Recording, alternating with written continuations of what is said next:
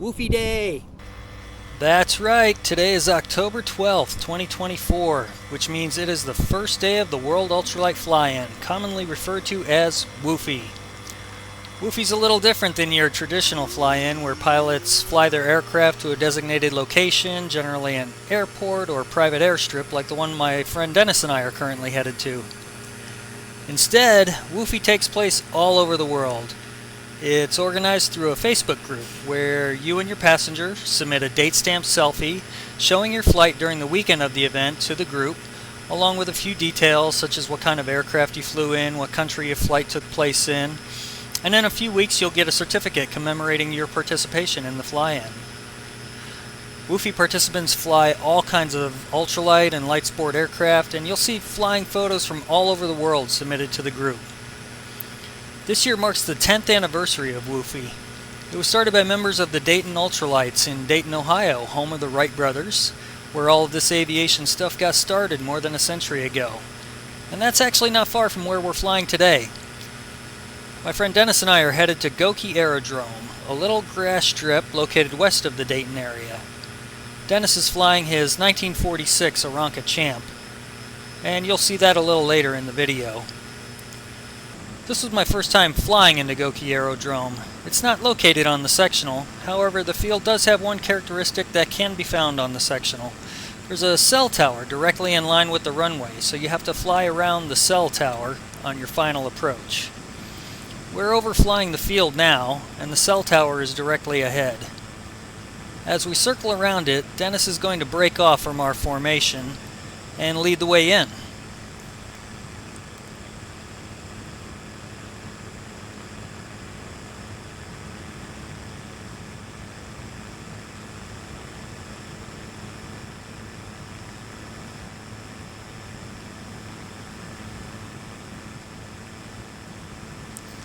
There he goes.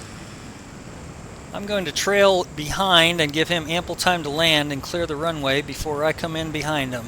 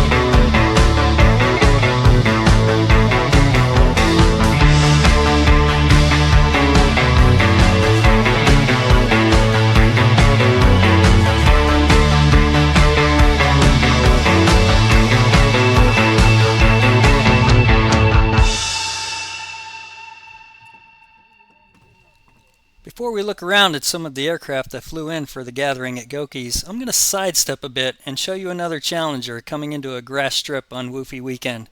This one is from Jason. His channel is The Cotton Patch, and I'll post a link to the full video in the description. But watch what happened to Jason when he tried to land.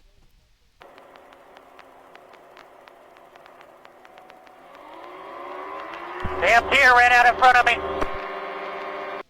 Well, Jason, if you're watching this, apparently Steve Goeke had a similar problem. So what he did was he took all the deer that were on the runway and turned them into wall decorations. So you can see them on the wall up there. Anyway, it must have worked because we didn't see a deer on the runway all day. So anyway, just a suggestion for you, Jason. Now let me give you a quick tour of some of the planes that came in, or some of the aircraft I should say. There's a gyro there. Really nice looking gyro, and of course my Challenger. And then we skip over to this Titan Tornado. It's like a Challenger, only the cabin is a little more cramped, but you're going a heck of a lot faster, so you're not in it as long. And there's Dennis's Champ.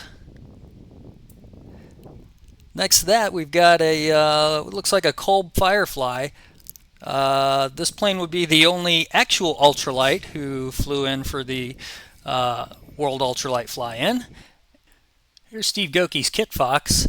You don't see a lot of Kit Foxes with a nose wheel on them, but he built his that way, and he kept the tail wheel on, so he's good to avoid both a prop strike and a tail strike.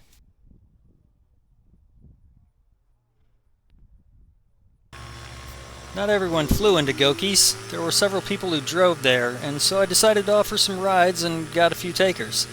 This is the first of 3 rides that I gave that day.